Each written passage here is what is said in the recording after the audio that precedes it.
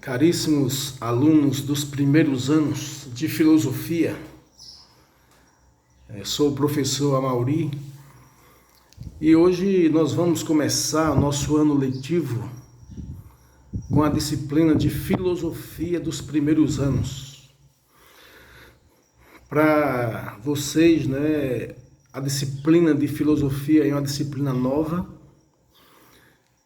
mas não é nada de complexo, não é nada de difícil, desde que cada um se empenhe para absorver os conhecimentos do nosso conteúdo programático. Nesse vídeo nós vamos ministrar nossa primeira aula, e a nossa aula será uma aula introdutória. E eu gosto de ministrar as aulas do vídeo do mesmo jeito que eu ministro nas salas de aula. Então eu vou explicando o assunto, vou dizendo os tópicos do nosso assunto, com seus títulos e subtítulos, e vocês vão anotando no caderninho de vocês, para que no final da exposição vocês tenham tudo aí registrado no caderninho de vocês e não percam nada, ok? Pois bem, a nossa primeira aula hoje de filosofia, vocês podem já colocar no caderno de vocês um título, e o título é Introdução à Filosofia. Anotem aí. Introdução à Filosofia. E o que vamos abordar nessa aula? Nós vamos abordar o caminho do pensamento humano desde a elaboração dos mitos até chegarmos na elaboração da primeira forma de pensamento filosófico, de racionalizar as explicações sobre o cosmos, o universo, o mundo, a sociedade e as pessoas. A filosofia é uma disciplina maravilhosa e que ela nos dá suporte teórico, suporte técnico, para que nós possamos fazer uma análise racional, lógica e coerente sobre toda a realidade que nos cerca. Isso é importante para o nosso desenvolvimento intelectual, cognitivo e principalmente para compreendermos como a sociedade é organizada, por que o ser humano age desta ou daquela forma, e assim podemos desenvolver em nós um espírito crítico, ok? Então coloquem aí, Introdução à Filosofia. O primeiro tópico que eu queria que vocês anotassem aí, botem número 1, é que sempre existiu no coração do homem o desejo de compreender o mundo em sua volta. Sempre houve esse desejo no coração do homem. Desde as mais antigas civilizações, desde os antigos sumérios, passando pelos egípcios, pelos babilônios, pelos hebreus, pelos romanos, gregos. Então, todos os homens da antiguidade que viveram nas mais longínquas épocas, até o homem pré-histórico, ele sempre teve um desejo de conhecer, de compreender o porquê das coisas. Por que o relâmpago? Por que a chuva? Por que a organização social? Por que determinadas pessoas exercem liderança em certas sociedades? Por que um grupo de pessoas tem que trabalhar na produção de alimentos, enquanto outros ficam na posição de governo e de mando? Então, os porquês sempre acompanharam o ser humano, o pensamento humano. Então, esse é um tópico importante, é o primeiro tópico da nossa introdução à filosofia.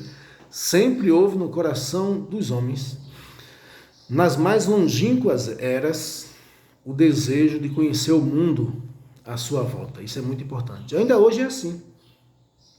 Ainda hoje nós, desde criança, nós perguntamos aos nossos pais, quando éramos crianças, o porquê das coisas. Por que isso, pai? Por que isso, mamãe? Por que isso? Por que daquilo? Por que é assim? Por que é desse jeito? Então, esses porquês sempre acompanharam o ser humano. Só que na antiguidade havia um problema. Que problema era esse? Era que os homens da antiguidade, eles não tinham recursos teóricos e instrumentais para conhecer o mundo à sua volta, para conhecer a natureza, a sociedade, os fenômenos naturais e assim por diante.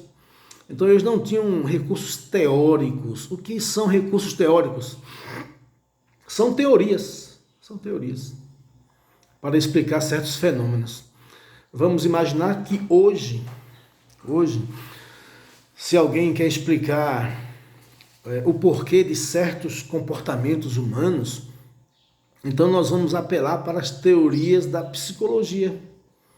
Aí podemos apelar para as teorias de Freud, as teorias de Piaget e de outros pensadores da psicologia. Se queremos entender como funciona a economia de um país hoje, nós recorremos a várias teorias econômicas, desde as teorias capitalistas, liberais, como as teorias socialistas e outras que nem são socialistas. Então, hoje temos teorias diversas, mas na antiguidade não havia essas teorias para se explicar o mundo. Então, por isso que o pensamento humano na antiguidade, para compreender o mundo, era de certa forma limitado. Faltavam essas teorias, esses recursos teóricos. Mas além dos recursos teóricos, esses homens da antiguidade, mesmo desejosos de saber, faltava para eles os recursos instrumentais. Os recursos instrumentais são instrumentos de pesquisa. Naquela época não havia telescópio para pesquisar os astros, não havia, os modernos aparelhos de laboratório de pesquisa, não havia ciências como a química para se estudar certos fenômenos. Então, eles não tinham esses recursos. Então, sempre existiu o desejo de conhecer. Porém, esse desejo de conhecer na antiguidade esbarrava nessa ausência de recursos. Quer recursos teóricos, quer recursos instrumentais, ok? E a pergunta é, não havendo recursos teóricos e experimentais, como é que esses homens da antiguidade, antes de surgir a filosofia, antes de surgir o pensamento científico, que o pensamento científico é razoavelmente novo, então esses homens apelaram para quê? Para construir uma elaboração de compreensão do mundo que os cercava, né? Então nós vamos agora para o segundo tópico da nossa introdução à filosofia. Anotem aí. O segundo tópico é a elaboração dos mitos preenchia esse desejo pelo conhecimento. Já que os homens não tinham recursos teóricos, os homens do passado, já que eles não tinham recursos teóricos e nem recursos instrumentais, para eles só havia agora um recurso para compreender o mundo que estava à sua volta. E que recurso era esse? Ou esses, podemos botar no plural também? O principal recurso para esses homens compreenderem e elaborarem uma compreensão do mundo que os cercava é a imaginação. Eles vão apelar para a imaginação. O que eu quero dizer com isso? Quando não se sabe o fenômeno, por exemplo, da formação da chuva, eles desconheciam o processo natural de evaporação, de condensação e da chuva, eles desconheciam esse fenômeno. Então eles vão começar agora a imaginar, vão começar a supor que por trás do fenômeno da chuva há um ser, há um ente que provoca a chuva. A mesma coisa se dá com relação a germinação das plantas. Eles desconheciam as propriedades do solo, como a agronomia hoje nos apresenta. Eles desconheciam as propriedades do solo. Eles desconheciam esse fato, e por causa disso e de outros fatos que eles desconheciam, eles passaram a imaginar que deveria haver um ser, uma entidade, que dava vida às plantas. Eles também desconheciam, de forma pormenorizada, a gestação, a gravidez. E eles começam a imaginar que há um ser, há um ente, ou vários seres ou entes, que está por trás da gravidez. Então, eu estou citando apenas alguns fenômenos naturais que os homens desconheciam o seu processo. E por causa disso, por desconhecer, eles passaram a apelar para a imaginação. A achar que por trás desses fenômenos que há na natureza, havia um ser ou seres que davam origem a esses fenômenos. E depois que eles começam a imaginar esse ser, o outro processo é atribuir a esses seres nomes. Eles vão começar a dar nomes a esses seres. Então, como nós estamos estudando a cultura grega, a filosofia grega, então na antiga Grécia, antes de surgir a filosofia, eles vão colocar nomes, dar nomes aos seres que controlam certas partes da natureza. E daí vão surgir a crença nos deuses gregos como nós conhecemos. Então, o Deus que provoca, por exemplo, as marés, as ondas, os movimentos do mar. Então, eles vão imaginar que há um ser por trás do mar que provoca os movimentos marítimos.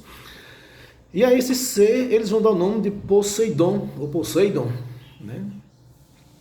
Eles não sabem explicar a origem do sentimento do amor no coração humano, da atração entre pessoas. Eles não conseguem explicar isso psicologicamente, porque, como eu disse, eles não tinham instrumentos teóricos, nem instrumentos físicos para conhecer isso. Então eles vão imaginar que por trás do sentimento que une pessoas, há um ser. E esse ser, eles vão dar o nome de Afrodite, a deusa do amor. E assim por diante. Eu estou falando da cultura grega, mas se nós formos para a África, nós vamos ver também que na África, em vez dos deuses gregos, eles vão chamar de orixás. Os orixás são deuses africanos, responsáveis por certos espaços, certas esferas de atuação na natureza. Então, a isso nós chamamos de mito. Então, a elaboração dos mitos visava o quê? Preencher esse desejo de conhecimento. Então eles apelam para a imaginação, elaborando narrativas fantasiosas e atribuindo nomes a esses eventuais seres que eles imaginavam existir e atribuir a eles certas ações na natureza. Então toda essa narrativa envolvendo deuses, monstros, super-heróis ou heróis, dá-se o nome de mito. E o conjunto desses mitos, que são muitos, são diversos, inclusive há várias versões para um mesmo mito. Então, ao conjunto desses mitos, vamos dar o nome de mitologia, né?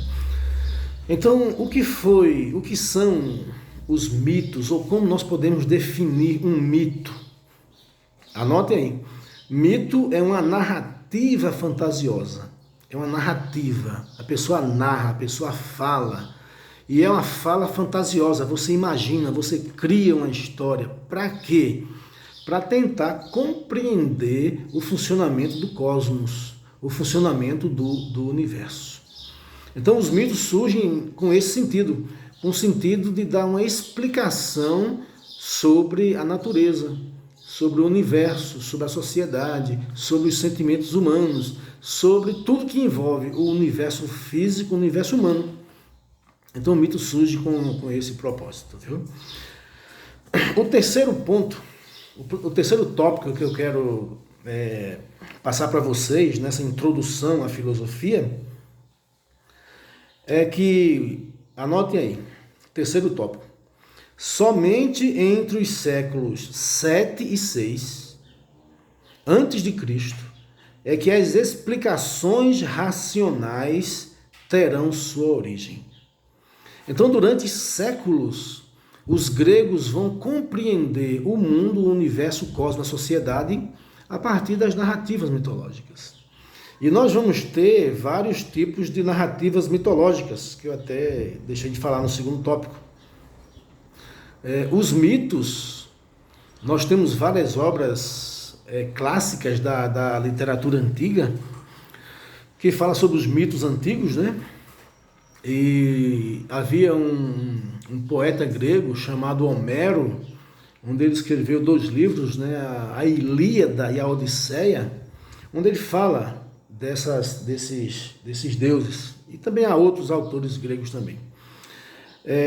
Ainda sobre os mitos, existem vários tipos de mitos. Por exemplo, existem os mitos chamados de teogonias. Teogonias. O que são as teogonias? As teogonias são aqueles mitos que procuram narrar e descrever a origem dos deuses. Então, se você for para a mitologia grega, você vai ver, né, a origem dos deuses, os titãs. E dos titãs surgem os deuses, Zeus, Hades, Poseidon e assim por diante. Então, as teogonias são os mitos sobre a origem dos deuses. Uma outra forma de mito são as cosmogonias. E o que são as cosmogonias? As cosmogonias são os mitos da criação do mundo, do universo, pelos deuses. As cosmogonias. Então, tudo isso se enquadra dentro dos mitos. Então, até o século 7 e 6, os mitos faziam parte da explicação do mundo para os antigos gregos. Se uma criança grega perguntava ao pai: "Ô pai, como é que surgiu o mundo?", então o pai ia contar a história dos deuses, a história da criação do mundo pelos deuses e assim por diante, né? Ia contar narrativas teogônicas e cosmogônicas. Então, só a partir do 7º e 6º século a.C. é que irão surgir as primeiras explicações racionais sobre a origem do cosmos, do universo, do ser humano. Então, nós vamos ter um primeiro momento da história da filosofia. Isso, nós vamos ter uma aula ou 2 aulas só sobre isso depois. E esse primeiro momento dos filósofos que irão dar a primeira explicação racional sobre o universo é o período chamado de período pré-socrático. Isso é uma aula posterior que nós vamos dar ainda, viu? Então, só entre os séculos 7 e 6 antes de Cristo vai surgir o pensamento racional, ou seja, o pensamento filosófico. Então, o que é o pensamento filosófico, então? O pensamento filosófico é um pensamento que difere do pensamento mitológico em alguns aspectos. Primeiro, enquanto o pensamento mitológico é um pensamento fantasioso, o pensamento filosófico procura embasar sua narrativa, sua explicação a partir de fatos concretos. O pensamento filosófico, ele não trata de coisas imaginárias, mas de coisas concretas, materiais, físicas, que são palpáveis ao ser humano. Então, o filósofo não vai debater sobre coisas inexistentes, mas só a partir de coisas que existem. Um outro aspecto do pensamento filosófico é que os filósofos, eles não irão lançar mão dos deuses para explicar a origem da chuva, a origem do ser humano, o surgimento de plantas, de frutos. Eles não vão dizer que são ações dos deuses, não. Eles vão procurar na própria natureza explicação para os fatos da própria natureza. O primeiro filósofo que nós conhecemos na tradição da história da filosofia é o filósofo Tales de Mileto, Depois nós vamos falar sobre ele. Tales é considerado o primeiro filósofo da tradição, da história da filosofia, porque ele é o primeiro filósofo a dar uma explicação natural, sem a intervenção dos deuses, para explicar a origem do mundo, do cosmos, do universo.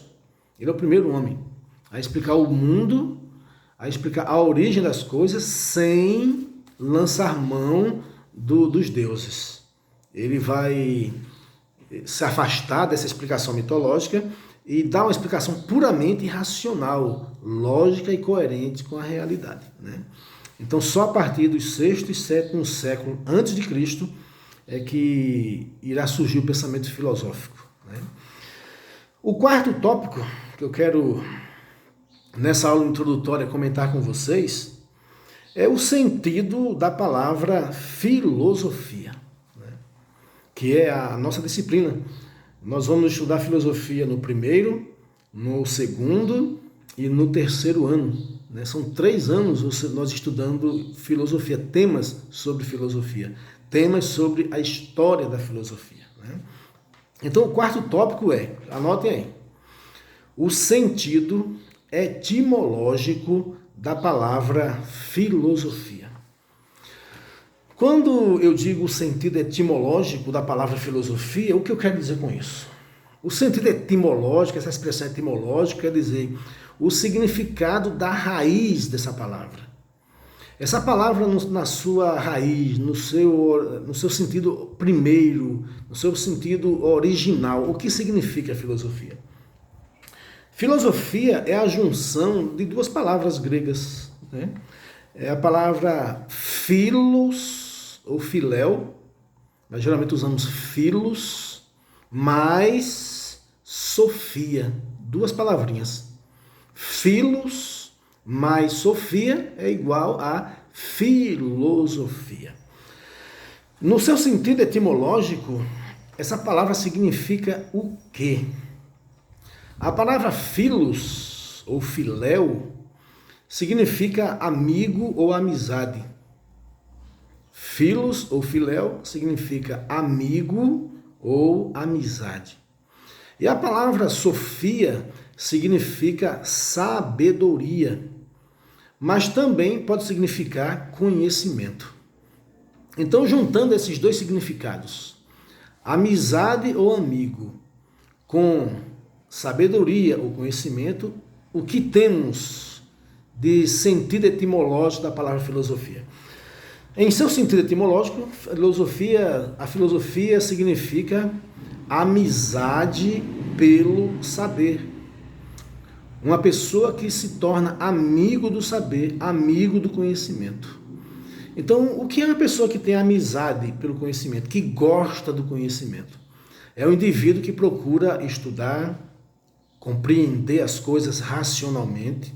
É um indivíduo que procura, olha para o seu entorno, para a sua volta, e tudo que ela vai ver, vai procurar compreender de forma inteligente, de forma sábia e fazendo uso dos conhecimentos disponíveis para ter uma compreensão racional, lógica e coerente.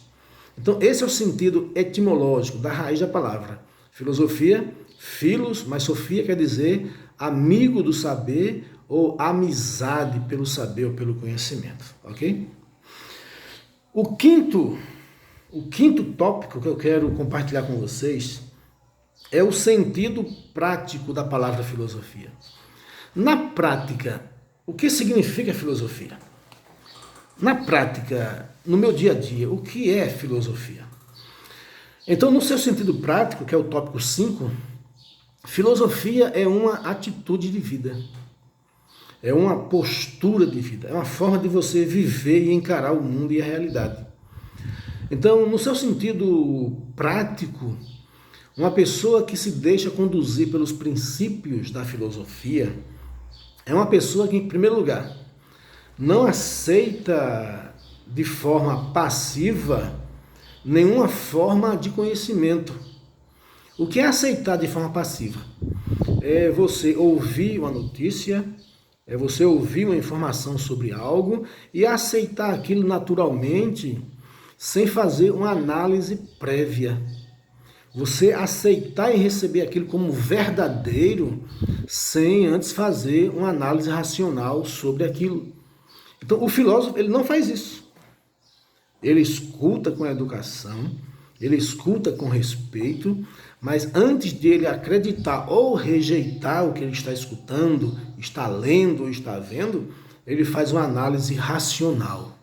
Ele para, ele pensa e analisa ponto por ponto daquilo que ele escutou, viu ou leu, e a partir disso ele toma atitude diante do que ele leu e entendeu. Ou de aceitação, ou de recusa, ou de fazer alguma análise daquilo que ele escutou, leu, ou ouviu, né, alguém falar. Então, quem é dirigido pelo princípio filosófico, a pessoa não aceita passivamente nenhuma forma de conhecimento. Se torna uma pessoa crítica no sentido de analista. Crítica na filosofia não é você estar falando mal das pessoas, criticar nesse sentido que é comum, né? Fulano está criticando ciclano, ou seja, falando mal de estudar uma pessoa. Na filosofia, uma pessoa crítica é alguém que tem a capacidade racional, intelectual, de fazer uma análise coerente daquilo que ele vê, daquilo que ele escuta, daquilo que ele lê, daquilo que ele observa. Então, o sentido prático da filosofia é esse. Não aceitar nada de forma gratuita, de forma passiva. Mas é como alguém dá um alimento para você, algo para você comer, você não bota na boca e engole. Você mastiga, bem mastigado, e depois que estiver bem mastigado é que você absorve, que você engole. Assim é o conhecimento, assim é o filósofo. Primeiro escuta com atenção, ele observa atentamente e processa isso na sua cabeça, para ver se aquilo é verdadeiro ou não. E daí ele toma a sua atitude, ele faz sua opção, ele faz sua escolha, né? Então esse é o sentido prático da filosofia, ok? E para nós concluirmos nossa primeira aula de filosofia, né, essa aula introdutória, quais são os fatores que levaram ao surgimento da filosofia? Como se passou do conhecimento da narrativa mitológica para o conhecimento filosófico? Então, alguns fatores são importantes. Primeiro, com o passar do tempo, os gregos foram observando que aquelas narrativas que os seus antepassados contavam para explicar a origem do mundo, das coisas, aquilo não tinha nem pé nem cabeça. Que aquilo não tinha nada de real, aquilo é só ficção. Então eles passaram a desconfiar dos mitos. Então, além disso, dessa desconfiança dos mitos, os gregos, principalmente a cidade de Atenas, na antiga Grécia, foi o berço da democracia. Então, a democracia é um regime político no qual exige que os participantes da política exponham seus pensamentos em praça pública, para análise, para debates. E essa exposição de assuntos para debate fez com que o pensamento dos atenienses e depois dos gregos ficassem aguçados, a forma de argumentar ficasse aguçada, e assim eles vão desenvolver a habilidade de argumentação. E para se argumentar exige uma análise profundamente intelectual das coisas. E isso vai ajudar ao surgimento, vai contribuir para o surgimento da filosofia, né? Também a gente vai ver que os gregos eles vão se expandir por meio do comércio pelo mar Mediterrâneo. Então essa busca por comércio, a necessidade de fazer cálculos, a necessidade de traçar critérios para fazer comércio, tudo isso vai desenvolver o espírito do grego, a alma do grego, o pensamento crítico dos gregos. Então esses são alguns fatores que irão contribuir para que a filosofia surja na Grécia Antiga, né? E além do mais, também os gregos, o pensamento filosófico originário grego também teve influência de vários povos do Antigo Oriente, daquela região ali no 7º século antes de Cristo, né? Então, a soma de todos esses fatores vão contribuir para que a filosofia surja na Grécia. Ok, minha gente? Então, essa é nossa aula introdutória. Espero que vocês tenham compreendido o que é mito, o que é filosofia e como se processou a passagem do mito para a filosofia. Depois eu vou passar uma atividade para vocês fazerem para nós assimilarmos algumas ideias que foram expostas nessa aula, ok? Até a próxima, fiquem com Deus e até mais.